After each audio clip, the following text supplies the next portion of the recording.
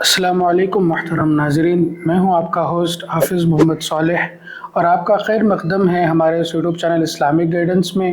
محترم ناظرین، آج ہمارے ساتھ گیسٹ موجود ہیں حافظ محمد عاصم صاحب قاسمی، جو کہ فاؤنڈر اینڈ پرنسپل ہیں جامعہ طلحہ کے، جو کہ ایک جانی مانی مشہور دینی مدرسہ ہے شہر بنگلور میں، اور حضرت جنرل سیکریٹری ہیں دینی تعلیم بورڈ کے، اور خاص کر کے حضرت جنرل سیکریٹری ہیں جمعیت علماء کرناٹک کے۔ آئیے آج ہم حضرت سے استفادہ کریں۔ حضرت، میرا آپ سے پہلا سوال یہ ہے کہ عمومی طور پر غیروں میں یہ زیادہ تر یہ بتایا جاتا ہے کہ آج ہمارے دینی مدارس میں اور مکاتب میں ٹیررزم جیسے عنوان سکھائے جاتے ہیں اور سمجھائے جاتے ہیں، اس لیے ہمارے لیے ضروری ہے کہ ہم بتائیں کہ آج ہمارے دینی مدارس اور مکاتب میں کیا پڑھایا جاتا ہے، کیا سکھایا جاتا ہے۔ یہ جو بات ہے، آپ نے جو سوال کیا ہے، یہ ٹیررزم والی بات، یہ تو بے بنیاد بات ہے، غلط بات ہے۔ ہمارے مدارس میں اور ہمارے مکاتب میں انسانیت کو سکھایا جاتا ہے، محبت کو سکھایا جاتا ہے کہ انسان کو انسان بننے کا کیا فائدہ ہے اور انسانیت سے انسانوں کو کیا فائدہ ہے۔ ہمارے آقا حضور اکرم صلی اللہ علیہ وسلم کی یہ بات ہے۔ اللہ کے نبی نے فرمایا، المسلمون من سلم المسلمون من لسانہ و یدہ، یعنی مسلمان وہ ہے جس کے ہاتھ سے، جس کی زبان سے کسی کو تکلیف نہ پہنچے۔ یہ بہت بڑا میسج ہے ہمارے آقا کا۔ ہم تو اسلام میں جانوروں کے ساتھ بھی اچھا سلوک کرنے کی بات ہے، یہی تعلیم مدارس کے اندر دی جاتی ہے، یہی تعلیم اسکول کے بچوں کو مکاتب میں دی جاتی ہے۔ یہ غلط ہے، بے بنیاد بات ہے۔ اگر کسی کا یہ الزام ہے تو ان کو آ کر دیکھنا چاہیے۔ مدرسے کے دروازے کھلے ہوئے ہیں، کوئی بھی آ سکتا ہے، آ کر دیکھ سکتا ہے، معلوم کر سکتا ہے۔ جمہوری ملک میں دینی تعلیم حاصل کرنا کتنا ضروری ہے اور کیا ہے؟ اصل میں جمہوری ملک، ایک حکومت دو قسم کی ہوتی ہے، ایک ہے جمہوری حکومت ہوتی ہے اور ایک ہے مذہبی حکومت ہوتی ہے۔ ہمارا ہندوستان جمہوری حکومت ہے، جمہوری ملک ہے، جس میں مختلف مذاہب کے لوگ یہاں بستے ہیں۔ مسلمان ہیں، عیسائی ہیں، ہندو ہیں، بدھسٹ ہیں اور سکھ ہیں، مختلف مذاہب والے ہوتے ہیں۔ تو ایسے مذاہب والے جب ہوتے ہیں تو وہاں حکومت جو ہے جمہوری بن جاتی ہے، مذہبی نہیں ہوتی۔ تو جمہوری حکومت ہوتی ہے تو اب ہر مذہب والوں کے ذمے اپنے مذہب کی حفاظت ضروری ہے، حکومت کے ذمے نہیں ہے۔ جیسا مذہبی حکومت ہوتی ہے تو ان کے ذمے مذہب کی حفاظت ہے، جیسے سعودیہ ہے، وہ مذہبی حکومت ہے تو ان کے ذمے ہے قرآن کی حفاظت، ان کے ذمے ہے دین کی حفاظت، اسلام کی حفاظت۔ اسی طرح ہمارے ملک چونکہ جمہوری ہے تو جمہوری ملک میں دین کی، مذہب کی، شریعت کی جو حفاظت ہے اپنے اپنے مذہب والوں کو کرنا پڑتا ہے۔ تو ہمارے اپنے مذہب والوں سے، یعنی مسلمانوں سے، خاص طور سے مسلم علماء جو ہے اس کی ذمہ داری اپنے ذمے لیتے ہیں تاکہ ہمارے اس ملک میں رہنے والے مسلمانوں کو پورا دین ملے۔ تو کتنا تعلیم حاصل کرنا ضروری ہے؟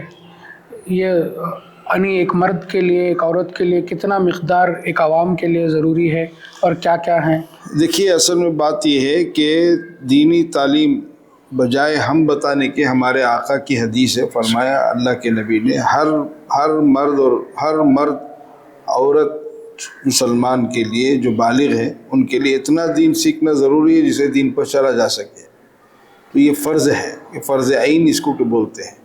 تو ہر مسلمان کو بیسک نالج کا ہونا بہت ضروری ہے، جو بنیادی بات ہے۔ اور جو افسوس کی بات ہے کہ آج بیسک نالج کا بھی اہتمام ہمارے اپنے لوگوں میں نہیں ہے، ہماری اپنی قوم میں نہیں ہے، جبکہ ہمارے آقا حضور اکرم صلی اللہ علیہ وسلم پر قرآن کی جو پہلی آیت اتری ہے وہ اقرأ بسم ربک الذی خلق، اس سے ایک بہت بڑا میسج ہے کہ اس قوم کا پہلا سبق ہی تعلیم ہے۔ پڑھو اللہ کے نام پر، وہ اللہ کے نام پر تعلیم حاصل کرو۔ افسوس کی بات ہے کہ آج اس وقت ہمارا پورے ملک کا سروے ہوتا ہے، پورا ہم ہندوستان پھرتے رہتے ہیں، ہمارا اندازہ یہ ہے کہ 20% لوگ اس وقت دینی تعلیم کی طرف متوجہ ہوئے ہیں، بقیہ 80% لوگ اب بھی بے خبر ہیں، غفلت میں ہیں، حالات اچھے نہیں ہیں، تو اس لیے ضروری ہے کہ ہر مسلمان کو اتنا دین کا علم حاصل کرنا ضروری ہے جس سے وہ دین پر چلا جا سکے۔ بیسک نالج، آپ نے کہا کہ بیسک نالج کا علم حاصل کرنا ضروری ہے، تو اس بیسک نالج میں چند کتابیں آپ بتا دیں یا پھر چند کورسز بتا دیں جتنا کہ وہ عوام اس کو حاصل کرنے پر اس کو ایک آئیڈیا آ جائے کہ کیا میں اس علم کو جان گیا ہوں یا جاننا ضروری ہے۔ دیکھیے اس کتابوں کو ہم متعین نہیں کر سکتے، الگ الگ موقع پر الگ الگ حالات میں ہمارے جو علماء ہیں، اسکالرز ہیں، اکابر ہیں، وہ بعض مرتبہ علاقے کی نوعیت کو الگ سامنے رکھ کے کتاب نصاب بناتے ہیں، سلیبس بناتے ہیں۔ اب اس حساب سے ہمارا بھی ایک سلیبس، بیسک نالج کا ایک سلیبس بنا ہوا ہے، اور ماشاءاللہ پورے کرناٹک میں بلکہ پورے ہندوستان میں یہ سلیبس چل رہا ہے۔ اس کو ہم دینی تعلیمات بولتے ہیں۔ کتاب 5 سال کا سلیبس ہے، اس میں بنیادی باتیں ایک بچے کو اور ایک مسلمان کو کتنا علم حاصل کرنا ضروری ہے، اس کے لیے ایک ماشاءاللہ ایک علماء کی ٹیم اس نصاب کو تیار کی ہے۔ کرناٹک میں اسلامی تعلیمات کے نام سے وہ سلیبس ہے 5 سالہ، اور پورے ملک میں دینی تعلیمی بورڈ کے حوالے سے دینی تعلیمات کے نام سے ایک سلیبس بنا ہوا ہے، جو پورے ملک کے تقریباً 50,000 مکتب میں اس کو پڑھایا جاتا ہے۔ اتنا بھی اگر وہ سلیبس پڑھ لے تو بچہ بے دین نہیں رہے گا، بچہ جاہل نہیں رہے گا، بچے کو کچھ نہ کچھ نالج دین کی آ جائے گی۔ میرا تیسرا سوال یہ ہے کہ جمہوری حکومت میں اپنے مذہب کی اور قرآن کی حفاظت کی ذمہ داری کس پر ہوتی ہے؟ اب یہاں جو آپ نے تیسرا سوال کیا ہے، جمہوری ملک میں جمہوری حکومت میں اپنے مذہب کی، قرآن کی حفاظت، یہ تمام مسلمانوں پر ذمہ داری عائد ہوتی ہے۔ ہر مسلمان اس کا ذمہ دار ہے۔ یہ کوئی یہ نہیں کہہ سکتا، اپنے آپ کو نہیں بچا سکتا کہ میرے ذمہ نہیں ہے، کیونکہ ملک جمہوری ہے۔ حکومت کی طرف سے جیسے سعودی میں اگر نماز کو نہ جائیں تو اس پر پابندی ہے، اس کی دکان کو سیل کر دیا جاتا ہے نماز نہ پڑھنے پر۔ یہاں تو ایسا نہیں ہے، یہاں تو سب آزاد ہیں۔ تو یہاں ہر مسلمان کے ذمے ہے اپنے ملک میں قرآن کی حفاظت، دین کی حفاظت، اسلام کی حفاظت کرے، پردے کی حفاظت کرے۔ یہ خاص طور سے علماء کے حوالے نہ کریں۔ علماء تو اس کے رہبر ہیں، علماء اپنے علم کی روشنی میں اس کی رہبری کریں گے، لیکن ہر مسلمان اپنے آپ کو یہ سوچے یہ میری ذمہ داری ہے، قرآن میرا ہے، دین میرا ہے، اسلام میرا ہے، یہ میری ذمہ داری ہے کہ ہم سب حفاظت، سب کھڑے ہوں گے، ایک کلیکٹیولی کام ہوگا، اجتماعی کام ہوگا، تو اس ملک میں دین باقی رہے گا۔ ورنہ ایک طبقے کے ہم حوالے کر دیں گے اس کو، تو ایک طبقہ کہاں تک کرے گا؟ وہ تو مایوس ہو جائے گا، لوگ اس کا ساتھ نہیں دیں گے، تھک جائے گا۔ اس لیے جمہوری ملک کے اندر، جمہوری حکومت میں ہر مسلمان کے ذمہ ہے کہ اپنے دین کے لیے وہ کھڑا ہو جائے۔ آپ نے کہا کہ ہر مسلمان کی ذمہ داری ہے، تو ایک مسلمان ہونے کے طور پر وہ کیا خدمت کر سکتا ہے قرآن کی، اور کس طرح وہ علماء کے ساتھ جڑ کر اس کو حاصل کر سکتا ہے؟ یعنی پھیلانے کے لیے وہ کیا کیا احکامات، یعنی کیا کیا تدبیریں کر سکتا ہے؟ دیکھیے، اگر یہ بات ہے تو ہر مسلمان کے ذمے کچھ چیزیں طے ہو رہی ہیں۔ یعنی علماء پوری سرپرستی کریں گے، رہبری کریں گے۔ جیسے ایک ادارے کو چلانے والا ایک پرنسپل ہوتا ہے، پرنسپل پورے ادارے کو چلاتا ہے، اس میں مختلف شعبے ہوتے ہیں، الگ الگ ڈپارٹمنٹس ہوتے ہیں، الگ الگ شعبوں کے الگ الگ ذمہ دار ہوتے ہیں۔ تو الگ الگ ڈپارٹمنٹس کو چلانے والا یہ ایک پرنسپل ہوتا ہے۔ ایسا علماء کی حیثیت ہے، اس کام کے اندر علماء کی حیثیت ہے۔ بقیہ دوسرے ڈپارٹمنٹس الگ الگ انداز سے کام کرنے والے ہیں، تو ہر ایک کے ذمہ کچھ نہ کچھ کام آئے گا۔ کہیں جانی تعاون کرنا پڑے گا، کہیں مالی تعاون کرنا پڑے گا، کہیں وقت دینا پڑے گا، کبھی جان کے ذریعے سے، کبھی مال کے ذریعے سے، کبھی وقت کے ذریعے سے۔ آدمی اگر وقت نکالے گا تو پھر انشاءاللہ یہ تعاون کی شکل بنے گی اور اس سے ایک زبردست کام ہوگا۔ تو کس عمر کے یعنی کہ عمر کتنی ہونی چاہیے ایک منیمم کہ دینی تعلیم اس عمر سے حاصل کرنا؟ ہمارے پاس جو ہے جو مکاتب میں ہم جو تعلیم کی بات کرتے ہیں وہ 3 سال کی عمر سے ہے۔ 3 سال کی عمر سے لے کر 15 سال کی عمر تک یہ جو وقت ہے، اس عمر میں بچے کو دین پہنچانے کا یہ موقع ہے۔ 3 سال سے لے کر، اب تو اسکول کے اندر کنڈر گارڈن کے نام سے، نرسری کے نام سے بچے کو 3 سال سے کم عمر بچے کو بھی لے لیتے ہیں۔ تو ہمارے یہاں بھی 01، 02 ایسے کلاسز بنائے گئے، پھر اس کے بعد فرسٹ ایئر، سیکنڈ ایئر، گویا 7 سال کا ہمارے پاس نصاب ہے. فرسٹ ایئر 01 سے ہوتا ہے, 02 ہے, پھر first year second fifth year تک ہمارا نصاب ہے. تو اس طرح 3 سال کم از کم ہو یا اس سے بھی نیچے اگر بچے کی زبان اچھی ہے, بات چیت کرتا ہے اور سمجھتا ہے, تو اس بچے کو دینی تعلیم سے رجحان کرنا چاہیے. ورنہ دینی تعلیم کا انتظام تو ماں کی گود سے ہے. جب ماں کی گود میں بچہ ہوتا ہے تو اس وقت ہمارے آقا نے فرمایا جب وہ بولنا سیکھے تو اس کی زبان سے کلمہ سکھاؤ. یعنی یہ اشارہ ہے کہ بچے کو کلمہ سکھاؤ کا مطلب اسے ایمان سکھاؤ, ایمان کی بات کرو, توحید کی بات کرو. تو ماں کی گود سے ہمارا نظام شروع ہوتا ہے. اور یہ کہاوت بھی ہے بچے کا سب سے پہلا مدرسہ ماں کی گود ہے. تو ماں کی گود سے مدرسہ شروع ہوتا ہے. لیکن سسٹم والی بات جو آئے گی وہ 3 سال سے لے کر 15 سال تک کا یہ زمانہ یہ سسٹم والا ہے. جیسے اسکول کا ایک انوائرمنٹ ملتا ہے, ایسا مکتب کا ایک انوائرمنٹ اس کو دیا جائے گا 3 سال سے لے کر 15 سال کی مدت. ابھی آپ نے فرمایا کہ 3 سال سے 15 سال کی مدت ہے, تو اس میں ایک بچہ کس سے شروع کر اور اس کی انتہا کہاں تک ہوتی ہے, وہ کتنا دینی تعلیم حاصل کرتا ہے؟ اس کے لیے جو نصاب بنایا گیا ہے, اگر وہ پروسیجر کے حساب سے اس نصاب کو پورا کرے تو اس کو اتنا تو معلوم ہو جائے گا کہ وہ بے دین نہیں رہے, وہ جاہل نہیں رہے. اسے اللہ کی پہچان, رسول اللہ کی پہچان, ماں باپ کی پہچان اور جنت و جہنم کے بارے میں سب چیزوں کی واقفیت ہو جائے گی. اتنا اس سے معلوم ہو جائے گا. کچھ قرآن کی صورتیں بھی وہ یاد کر لے گا. وہ نماز پڑھانا چاہے تو نماز پڑھا سکتا ہے. ہمارے بہت سارے مکتب کے اسٹوڈنٹ جو 5th ایئر پورا کیے ہیں, بعض جگہ وہ مسجد میں امام صاحب نہیں تھے تو بچے ہی نماز پڑھائے, جن کی عمر 15 سال ہو گئی تھی, 15 سال کے اوپر ہو گئے تھے. وہ مکتب کا پڑھا ہوا بچہ تھا, وہ نماز پڑھایا. بلکہ بعض مکتب میں جو سینئر بچے تھے جونیئر بچوں کو قرآن پڑھا رہے ہیں. تو اتنی کیپیسٹی اس کے اندر پیدا ہو جاتی جو اس سلیبس سے ہمارا نصاب بنا ہوا ہے اس کے حساب سے. تو آپ نے فرمایا کہ 3 سے 15 یعنی 15 سال کا اگر کوئی بچہ ہے جو دینی تعلیم حاصل نہیں کیا ہوا ہے, اس کے لیے اور کوئی دینی تعلیم حاصل کرنے کے لیے عمر متعین ہے یا نہیں؟ نہیں, عمر تو متعین نہیں ہے. من المہدی الی اللحد ہے. حضرت امام ابو حنیفہ رحمۃ اللہ علیہ کا یہ قول ہے, دینی تعلیم حاصل کرنے کا جو زمانہ ہے من المہدی الی اللحد, ماں کی گود سے خبر کے گڑے میں جانے تک کا زمانہ ہے. عمر کی کوئی قید نہیں ہے. لیکن چونکہ جو چھوٹی عمر ہوتی ہے, یہ جو ٹین ایج ہے, وہ ایج آدمی کے بدلنے کا اور اس کا کیا بولتے ہیں رخ موڑنے کا موقع ہوتا ہے. یہ وقت میں آدمی بڑے بڑے فیصلے لیتا ہے, اپنی زندگی کے بدلنے کا فیصلہ لیتا ہے. تو چونکہ اللہ کے نبی نے بھی فرمایا جب 7 سال کی عمر ہو جائے تو بچے کو نماز کی تاکید کرو. یہ نماز کی تاکید والا جو جملہ ہے حضور کا, وہ صرف نماز نہیں پورا دین ہے. نماز سے مراد پورا دین ہے, کیونکہ نماز خلاصہ ہے پورے دین کا. جس کی نماز اچھی اس کا دین اچھا, جس کی نماز خراب اس کا دین خراب. تو حضور نے اشارہ دیا ہے نماز کی تاکید کرو. عمر کیا ہے 7 سال, ابھی وہ بالغ نہیں ہوا ہے, بڑا بچہ نہیں ہے. 7 سال کا مطلب 3rd اسٹینڈرڈ میں یا 2nd اسٹینڈرڈ میں پڑھنے والا بچہ, جو اسکول میں 2nd اسٹینڈرڈ میں پڑھتا ہے یا 3rd اسٹینڈرڈ میں پڑھتا ہے, وہ بچہ 7 سال کی عمر کا ہوتا ہے.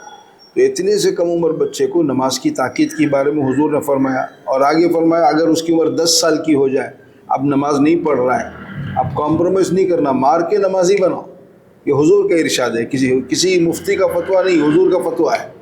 اسے مار کر نمازی بناؤ. حالانکہ ابھی بالغ نہیں ہوا ہے, ابھی 5 سال کے بعد بالغ ہوگا شریعت کے حساب سے, اس کے اوپر نماز فرض ہوتی ہے 15 سال میں. لیکن حضور بچپن سے بچے کو دین سکھانے کی بات کر رہے ہیں. تو اس کا مطلب یہ ہے کہ ہم بچپن سے گویا ماں کی گود سے ہم بچے کو دیندار بنانے کی فکر کرنا چاہیے. اب وہ موقع نہیں ہے, ہماری عورتیں اسی دیندار نہیں ہے, اس لیے کم از کم مکتب کے پروسیجر سے اگر ہمارے بچوں کو مکاتب میں بھیجیں گے تو اس کی برکت سے انشاءاللہ ہمارے بچوں کا دین محفوظ رہے گا, ایمان محفوظ رہے گا. یہ اس ملک میں اچھا ہندوستانی, اچھا شہری بن کر ایمان کی حفاظت کے ساتھ, ختم نبوت کی حفاظت کے ساتھ بچے زندگی گزار سکتے ہیں.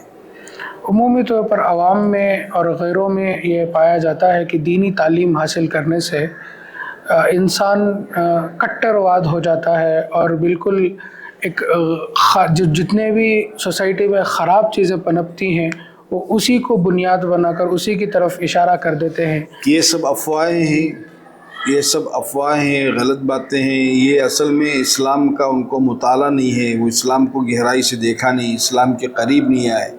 جو یہ کہتے ہیں ان سے ہماری درخواست ہے کہ وہ اندر آئیں، اسلام کو سمجھیں، اسلام کو دیکھیں، ہمارے مدرسے کو آئیں، ہمارے مکتب کو آئیں، ہمارا قرآن پڑھیں، اور قرآن کنڑا میں بھی ہے، قرآن جو ہے انگلش میں بھی ہے، ہر زبان میں قرآن موجود ہے، اوپن کی ہمارا ڈور اوپن ہے، سب کے لیے دروازہ کھلا ہوا ہے۔ ہمارے پاس اسلام کی جو تعلیمات ہے وہ امن کی ہے، سلامتی کی ہے، انسانوں کے ساتھ نہیں بلکہ جانوروں کے ساتھ اچھا سلوک کرنے کی بات اسلام تعلیم دیتا ہے، تو یہ کوئی ایسی بات نہیں ہے۔ تو میرا آخری یعنی 5واں سوال یہ ہے کہ ہماری نسلوں کے لیے مکتب کیا رول نبھاتا ہے، یعنی اس کا کیا امپیکٹ ڈالتا ہے اپنی پوری زندگی میں؟ اگر بچوں کو بچپن میں دین سکھانے کے لیے مکتب میں اگر ہم نے داخلہ کروایا، جو اس ملک میں امید کی ایک آخری کرن ہے، ورنہ تعلیم کا انتظام ماں کی گود سے تھا، چونکہ ماں ہماری عورتیں دیندار نہیں ہیں، جس کی وجہ سے ان کو دینی تعلیم ملی نہیں، بچوں کو گھر میں نہیں ملی، ماں کی گود سے نہیں ملی، تو اب مکتب ہی ایک امید کی آخری کرن ہے۔ اگر مکتب میں بھی بچہ اگر آ گیا، جو چیز جنم میں ڈالی جائے گی وہ جنازے تک باقی رہے گی، جو چیز اس کو ملے گا مکتب میں، چونکہ بچپنا ہے، 7 سال سے کم عمر کا بچہ ہے، اگر وہ مکتب کو آ گیا ریگولر مکتب میں، تو اللہ کی ذات سے امید ہے انشاءاللہ یہ وہ دولت موت تک باقی رہے گی۔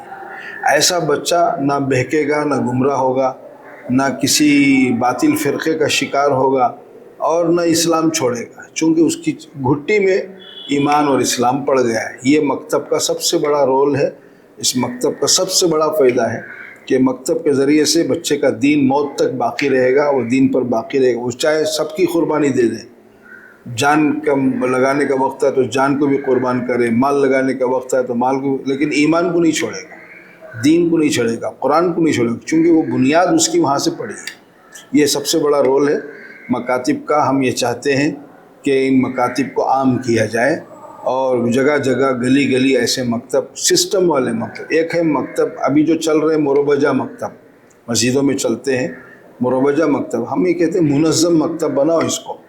منظم مکتب یہ ہے کہ سسٹم والا، جس میں فیس ہو، جس میں یونیفارم ہو، کوالٹی والا مکتب ہو۔ جیسے اسکول کے اندر یہ سب چیزیں ہیں، اسکول میں 4 چیزیں ہیں، ایڈمنسٹریشن ہے، سلیبس ہے، ٹیچرز ٹریننگ ہے، سپرویژن ہے، اسکول کے 4 اصول ہیں۔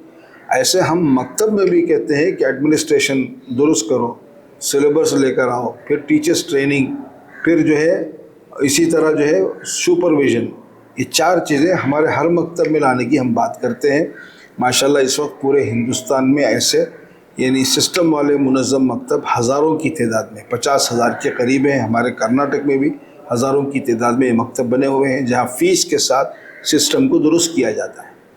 ابھی یہاں آپ نے جواب میں فرمایا کہ مکتب مساجد میں چلتے ہیں، تو عمومی طور پر مکتب میں مساجد میں بچے آتے ہیں، تو بچیوں کی تعلیم کے نظریے پر دینی مکاتب بورڈ والے کیا فکر کیے ہیں، ان کا کیا آپ نے نظام؟ اچھا سوال کیا ہے۔ اصل میں بچیوں کو بھی ہم مسجد ہی کی بات کرتے ہیں، چونکہ ان کا رشتہ مسجد سے جڑے، لیکن عمر کی قید کے ساتھ 8 سال کی عمر کی بچیوں تک وہ مسجد میں آ سکتی ہیں، آ کر استاد کے پاس قرآن کی تعلیم حاصل کریں، چونکہ مردوں کا قرآن ذرا مضبوط ہوتا ہے، اس لیے ہم 3-4 سال بچیوں کو بھی ہم کہتے ہیں کہ آپ 8 سال کی عمر تک مسجد کو آئیں۔ 8 سال کے بعد یہ فیصلہ ہے ہمارے بڑوں کا، علماء کا فیصلہ ہے کہ کوئی مرد بچی کو نہ پڑھائے، وہ بچی جائے معلمہ کے پاس، عورتوں کے پاس جا کر پڑھے۔ تو ہم گزارش کرتے ہیں علاقے والوں سے، مسجد والوں سے، جہاں تمہاری مسجد میں یہ مکتب ہے، ایسا ہی عورتوں کا بھی مکتب شروع کیجئے، جس میں کالج کی بچیاں آئیں، ہائی اسکول کی بچیاں آئیں، 8 سال کی اوپر والی بچیاں آئیں۔ ان کے لیے بھی ہر مسجد کے اطراف میں یہ سسٹم ہونا چاہیے، ورنہ نقصان ہوگا۔ جو بچیاں یہاں آتی تھی اب وہ نہیں آ رہی ہے، خدا نہ خواستہ ان کو تعلیم نہیں ملی۔ اب کالج کے اندر، ڈگری کالج میں، ہائی اسکول میں جو بچیاں جا رہی ہیں، خدا نہ خواستہ ان کو تعلیم نہیں ملی، تو جو اس وقت نقصان ہوا ہے، کئی بچیاں ہمارے ہاتھ سے نکل گئی، کئی بچیاں ارتداد کے فتنے میں آ گئی۔ یہ سب ذریعہ یہ ہے کہ ان کی دینی تعلیم کا انتظام نہ وہ کر سکے، ان کے ماں باپ، نہ مسجد والے کر سکے۔ اس لیے ہم درخواست کرتے ہیں کہ لڑکیوں کے لیے خاص طور سے ہر محلے میں ایک اچھا منظم مکتب قائم کرنا چاہیے، جن کی عمر 8 سال سے زیادہ ہو ان کو وہاں تعلیم کے لیے بھیجنا چاہیے۔ ابھی مساجد میں جیسا کہ آپ نے فرمایا کہ مروجہ نہیں ہوتا یعنی منظم ہوتا ہے. تو اب مسجد سے کٹنے کے بعد کسی انفرادی ایک معلمہ پڑھنے کی بنا پر وہ منظم طریقے پر نہیں ہوتا ہے. وہ اصل میں مسجد کے مینجمنٹ کے انڈر میں ہونا چاہیے. اسی لیے تو ہم مسجد والوں کو اپیل کر رہے ہیں, مسجد والوں سے درخواست کریں, جیسے تمہاری مسجد میں تم نے مکتب شروع کیا ہے ایسے ہی مسجد کے انڈر مینجمنٹ آپ باہر بھی مکتب شروع کریں. معلمہ کو آپ تنخواہ دے کر رکھیں, معلمہ کو آپ اپنے ذمے لے کے رکھیں, تو وہ مسجد ہی کی مینجمنٹ میں کام ہوگا, یہ منظم ہو جائے گا. تو ان کے لیے کوئی سلیبس موجود ہے؟ سب کا سلیبس ہے, لڑکوں کا بھی ہے لڑکیوں کا بھی ہے, سب کے لیے سلیبس بنا ہوا ہے. بہت اچھا کام ہے, ٹیم ورک ہمارا کام چل رہا ہے پورے ہندوستان میں الحمدللہ چل رہا ہے. تو محترم ناظرین, آپ دیکھ سکتے ہیں کہ آپ نے اس پوڈ کاسٹ میں سمجھا کہ کس طرح دینی مکاتب کا سلسلہ چلے آ رہا ہے, ایک بنیادی طور پر سے لے کر یعنی بچیوں سے لے کر انتہا تک کس طرح کا ایک نظام چل رہا ہے. میں حضرت کا ممنون و مشکور ہوں کہ حضرت نے ہمیں چند لمحات دے کر ہماری تمام مشکل سے مشکل سوالات کو مسکت انداز میں حضرت نے جواب دے کر, تسلی بخش انداز میں جواب دے کر ہمیں مطمئن کیا. حضرت والا کی عمر میں درازگی عطا فرمائے اور علم میں درازگی عطا فرمائے. حضرت کا میں ممنون و مشکور ہوں. السلام علیکم ورحمۃ اللہ وبرکاتہ.